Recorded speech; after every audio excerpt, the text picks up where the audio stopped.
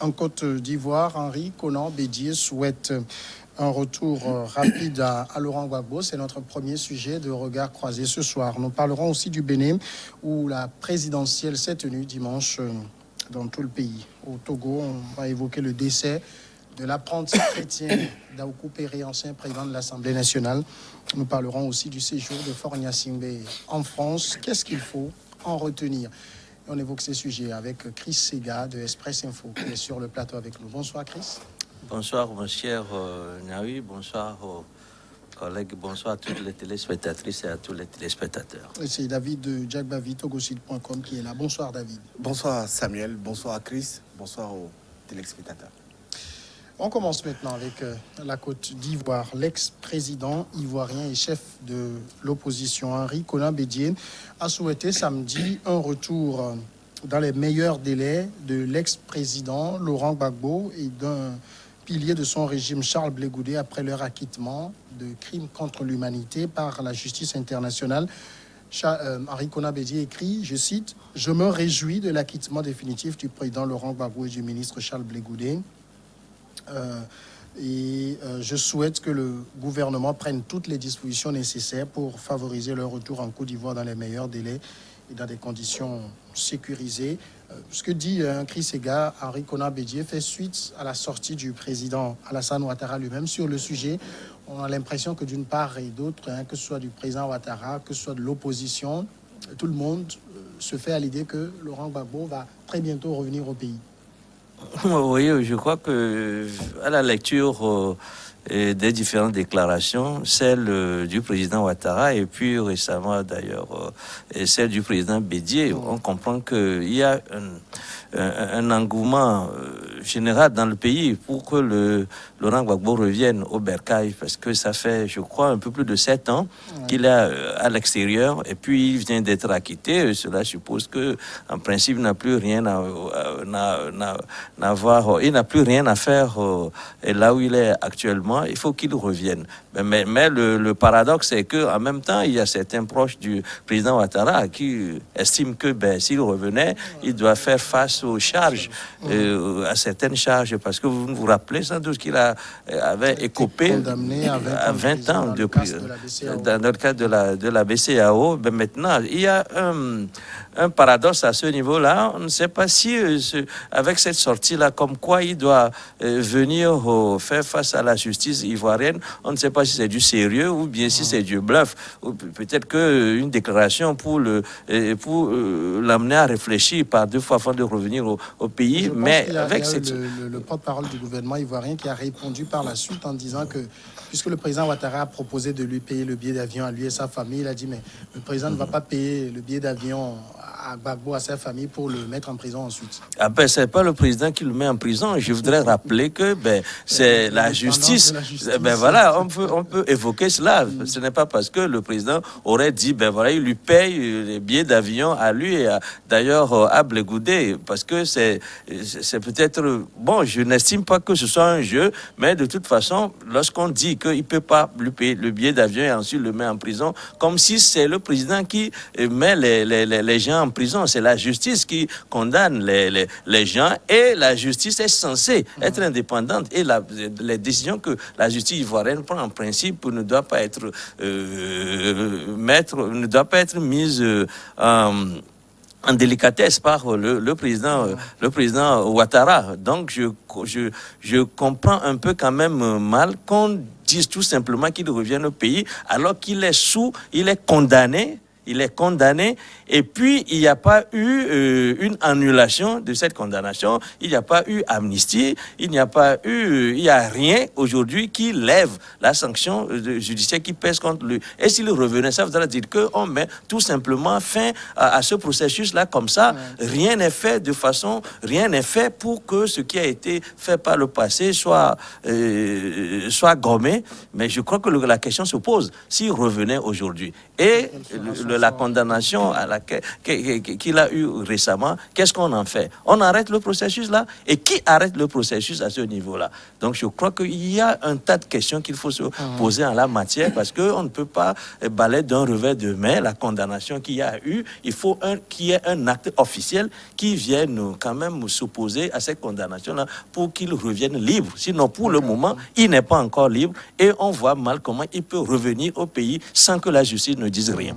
Voilà. Alors, la sortie d'Henri Konan Bédié montre quand même qu'au sein de la classe politique ivoirienne, on s'est habitué aujourd'hui à l'idée que ce prisonnier va rentrer dans son pays dans les semaines à venir.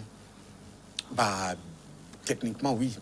Et logiquement, cela participerait à calmer un peu aussi la tension qu'il y a dans le pays aujourd'hui. Tout le monde sait pourquoi Gbagbo a été envoyé en prison et à la CPI.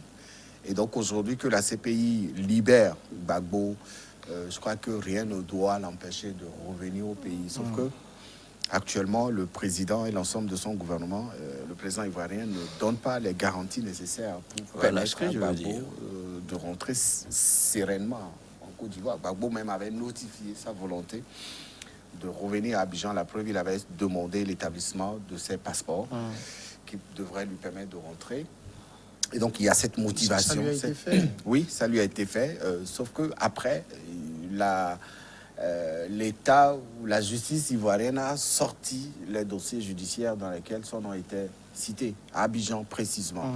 Et donc, il y a un fait qui est la volonté du gouvernement de voir rentrer Blé Goudé et Gbagbo. Il y a aussi l'autre réalité qu'il faut pas passer sous silence, c'est l'aspect judiciaire dans lequel risquerait de se retrouver Gbagbo s'il remet pied à Abidjan. Et aussi l'ensemble d'une partie de la population ivoirienne, en tout cas celle qui s'estime victime de la guerre à Abidjan, en Côte d'Ivoire, n'est pas d'accord avec la probabilité de retour de Gbagbo à Abidjan. Et ils sont montés au créneau pour dire que si Gbagbo rentre au pays, eh bien cette association risquerait de réveiller le dossier judiciaire contre le président Gbagbo. Tous ces paramètres font qu'aujourd'hui, le président Gbagbo, qui a la volonté de rentrer à Abidjan, s'interroge sur véritablement les motivations qui peuvent expliquer cet engouement du gouvernement ivoirien de le voir rentrer.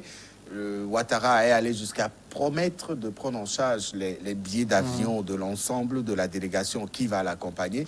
Sauf que Ouattara avait très tôt oublié que c'est lui qui l'avait envoyé à la CPI et que pendant très longtemps, il a fait tout pour que Gbagbo reste en prison à la CPI.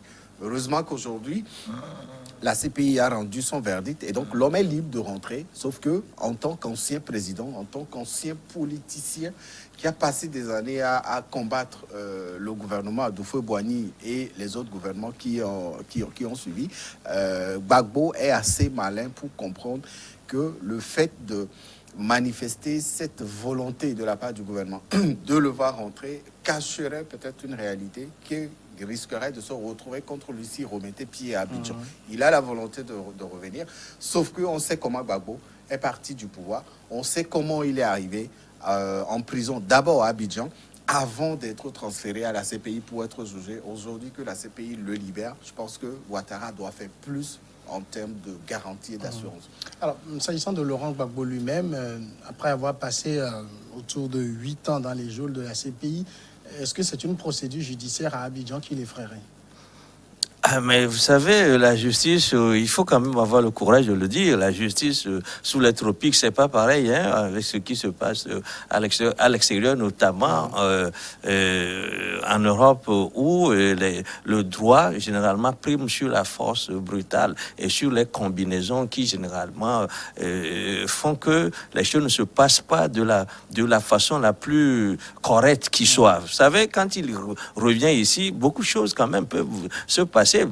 des choses qui peuvent échapper quelque part aussi à la volonté de ceux qui sont au pouvoir, parce qu'il faut pas oublier que en Afrique généralement la façon de percevoir la justice ou bien de la pratiquer, je l'ai dit tout à l'heure, n'est pas pareille à la façon dont cette justice là est mise en œuvre en Occident. Donc on l'a déjà dit, on risque de faire des répétitions, c'est-à-dire qu'il n'y a pas suffisamment, le président Ouattara n'offre pas suffisamment de garantie, parce que on l'a dit tout à l'heure, est-ce qu'il faille maintenant mettre en parenthèse tout simplement ce qu'il y a eu comme poursuite judiciaire, ce qu'il y a eu comme condamnation, et dire que ben voilà, il est libre de revenir. On a dit le piège que renferme cette façon de concevoir les choses. Je l'ai déjà dit, non plus que c'est pas Alassane Ouattara qui a mis qui va dire que ben il va s'occuper de mettre Laurent Gbagbo une fois arrivé ici en prison. Il peut dire éventuellement que ben on laisse la justice faire son travail. Je crois que c'est la formule consacrée en la matière. Le président dira ben on laisse la justice faire son travail parce que la justice est indépendante. Combien de fois n'a-t-on pas entendu pareille formule? On risque d'avoir encore la même formule, mais la même formule. Donc ce qu'il y a lieu de faire aujourd'hui, c'est de donner une suite à cette condamnation, soit en amnistiant tout simplement les mises en cause. Mais ce qu'il faut ajouter par ailleurs, c'est que il est vrai que le sort des victimes qui a eu, ou bien de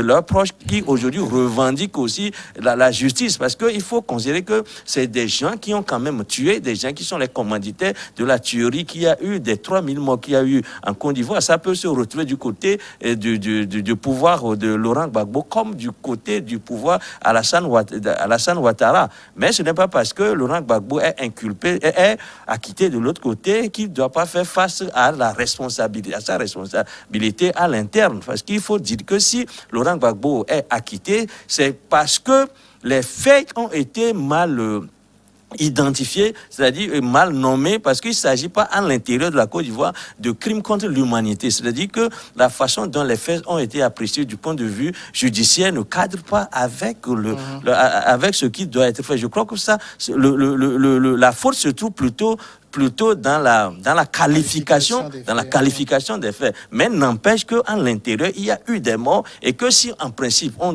veut aller vers la justice, une justice sociale, il faut aussi, ou soit on enclenche une procédure qui permet de rassembler les gens, une justice transitoire qui permet aux gens quand même, à ceux qui ont commis ces meurtres-là, de venir se signaler. Il faut qu'on mette un visage sur ceux-là qui ont commis ces atrocités-là, afin qu'on puisse leur pardonner, ou dire que ben voilà, les victimes sont identifiées. Qu'est-ce qu'on fait pour ces victimes ou à ceux qui ou à leurs proches? Il n'y a rien de tout ça. Aujourd'hui, on dit tout simplement que vous pouvez revenir, et je crois que mon collègue l'a dit tout à l'heure, les gens sont en train de crier en Côte d'Ivoire comme quoi est-ce qu'on va mettre en parenthèse les morts qu'il y a eu, tourner cette page. Je crois que il y aura pardon, il y aura réconciliation, mais la réconciliation risque d'être mise à mal par le fait qu'on n'a pas fait la justice. La justice aujourd'hui, c'est ce que les Ivoiriens réclament. Mais quel que soit le cas, qu'on n'ait pas fait la justice, c'est pas la faute à Laurent Gbagbo.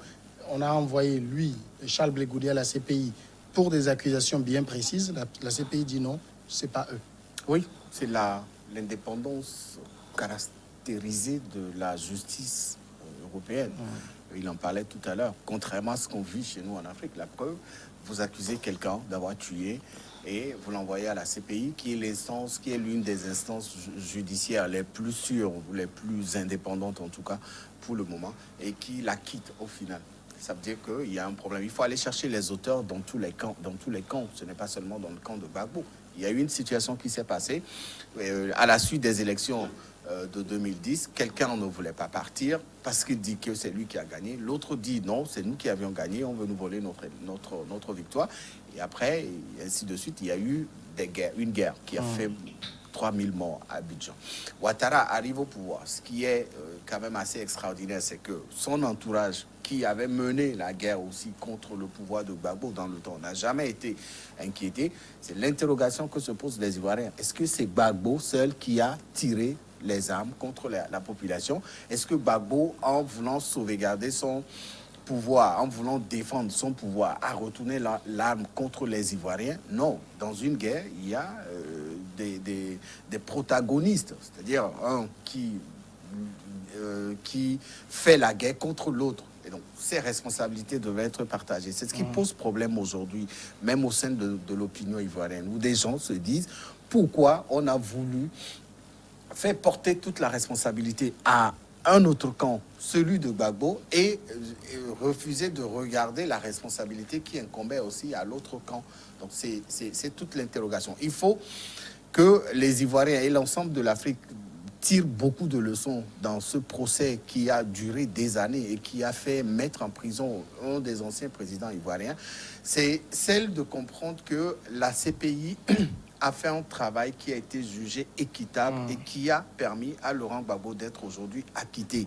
Ce qui veut dire qu'il faut aller rechercher les auteurs de cette guerre, il faut aller rechercher les auteurs qui ont tué les Ivoiriens à Abidjan. Il faut retourner tout le dossier pour justement trouver ces auteurs-là. Et c'est ça qui fait peur aujourd'hui au camp de Ouattara. En tout cas, avec ce que décrit par exemple David Djagbavi, on voit le travail titanesque qu'il faut faire. Est-ce que l'idéal aujourd'hui n'est pas de favoriser rapidement un retour de Laurent Gbagbo pour que ce travail de réconciliation soit rapidement amorcé? Oui, mais c'est-à-dire que moi, ce que je voudrais dire, c'est que quel est le travail qui est fait dans ce sens-là avant que Laurent Gbagbo nous revienne? Parce que pour qu'il revienne, pour que cela ne suscite pas encore d'autres susceptibilités, il faut que les Ivoiriens sachent quelque chose à propos de ce retour-là. C'est-à-dire il faut calmer les cœurs. Calmer les cœurs voudra dire que donner des garanties aux uns et aussi des garanties de justice à ceux qui se plaignent.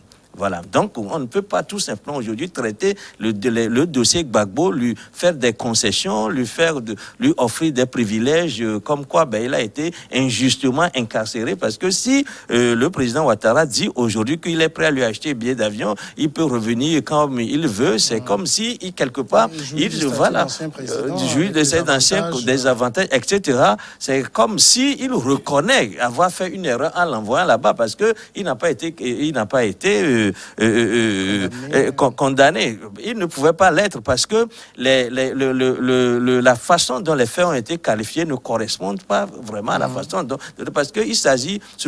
Laurent Gbagbo, quand si bien même il est l'instigateur ou bien s'il est lui-même coupable des faits à l'intérieur du pays lors de cette guerre-là, on ne peut pas qualifier ces faits-là, ces atrocités-là de crimes contre l'humanité. N'empêche qu'il y a eu quand même des faits susceptibles d'être qualifiés, susceptibles d'envoyer des gens en prison. Je crois que c'est la qualification des faits. On accepte aujourd'hui que les faits n'ont pas été qualifiés comme ils devraient l'être, ce qui fait que Laurent Gbagbo a été tout simplement acquitté. Mais maintenant, il faut tirer les conclusions de la chose. Les conclusions de la chose que le président Ouattara tire, c'est qu'il faut qu'il revienne, parce qu'une fois libéré, libéré des poursuites, il faut qu'il revienne au pays. Mais il y a la suite à donner à cette affaire-là. Donc si on lui dit, on lui donne des privilèges, mais il faut que la suite nous fasse savoir qu'on doit aussi traiter le dossier de ceux qui sont des victimes et leurs proches. Voilà. La pause maintenant et on revient pour continuer.